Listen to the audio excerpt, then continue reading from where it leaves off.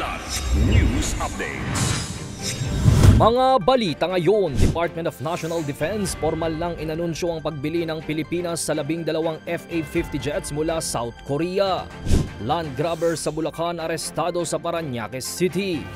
Kulang na 165,000 na silid-aralan sa bansa aabutin pa ng 55 taon bago matugunan ayon sa Department of Education. Ako po si Cesar Soriano para ihatid ang nangungunang mga balita sa buong kapuluan ngayon. Inanunsyo ng Department of National Defense o DND ang pagbili ng Pilipinas sa 12 FA-50 Block 70 Light Combat Aircraft mula South Korea.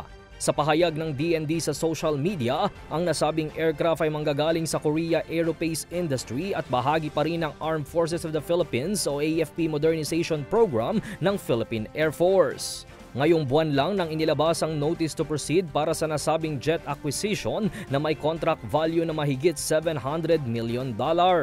Kasama na sa acquisition package ang mission equipment, integrated logistics support at training and logistic information system.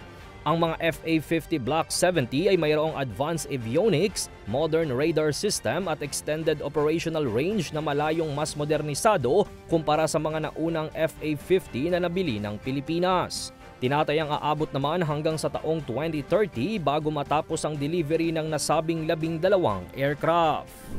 Naaresto na ang umano'y isang land grabber matapos ang reklamong pagpapalayas at pagkamkam nito sa lupain ng mahigit 100 magsasaka sa Doña Remedios Trinidad, Bulacan.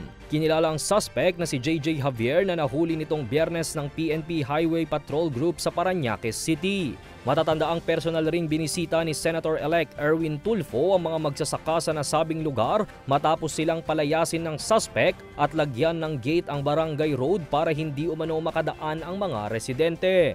Nakaharap ngayon si Javier sa mga kasong resisting arrest, obstruction of justice, giving false information, illegal possession of firearm at pagmamaneho ng sasakyang walang plaka. Lumabas din na may warrant of arrest siya mula pa noong 2024 dahil sa kasong robbery extortion. Ayon sa PNP, iniimbestigahan pa si Javier sa mga reklamong large-scale estafa at investment scam. Maaaring abutin pa ng 55 taon upang matugunan ang kakulangan sa mga silid-aralan sa bansa ayon sa Department of Education o DepEd. Ayon kay Education Secretary Sani Angara, posibleng abutin ito ng higit 5 dekada bago masolusyonan ang kulang na 165,000 na silid-aralan kung kanilang pagbabasehan ng kasalukuyang budget ng sektor ng edukasyon. Isinusulong din ito ang Public-Private Partnership o PPP kung saan magtatayo mga pribadong sektor ng mga classroom saka ito babayaran ng gobyerno sa loob ng 10 taon. Anya, sa pamamagitan nito walang magagastos sa mga estudyante at mga magulang at posible pang makapagtayo ng hanggang 10,000 classrooms kada taon. Samantala, pinag-aaralan din ng DepEd ang hybrid learning para sa mga senior high schools sa mga lugar sa bansa na siksikan ang mga paaralan. Para sa Kidlat News Channel, ito si Jai Reyes, nag-uulat. Ako po si Cesar Soriano, kasama nyo sa bawat pagputo ng balita.